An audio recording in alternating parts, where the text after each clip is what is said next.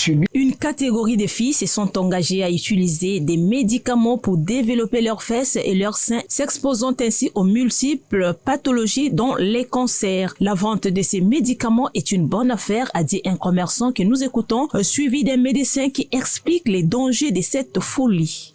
Nos filles voient ce qui se passe à l'Occident et c'est un peu d'imiter. Le fait que nous vendons le type de médicaments pour faire grossir les femmes, les fesses, les seins, il y a des comprimés, il y a des sirops, il y a des suppositoires, il y a des pommades. Ces médicaments proviennent de l'Afrique de l'Est. C'est pas seulement les fesses, il y a aussi le problème de grossissement des seins. D'autres utilisent des injections des hormones pouvant assurer la croissance des animaux. D'autres utilisent des antidépresseurs, cyproheptadine C4 qu'on appelle. D'autres utilisent des mélanges de vitamines, d'autres des corticoïdes, d'autres voire même des crèmes. Tout cela ont un effet sur les grossissements. Il y a ceux-là qui vont très loin sur la pose des implants, soit au niveau des fesses ou au niveau des seins. Mais lorsque vous brusquez le corps sans pour autant se mobiliser, il sera difficile de pouvoir limiter. Une des fesses aura un développement de masse charnue qui pèse 500 000 grammes. On remarque sur le plan neurologique, les nerfs. Lorsque il y a distension de la peau par n'importe quelle méthode, la peau subit l'influence des muscles qui ont grossi,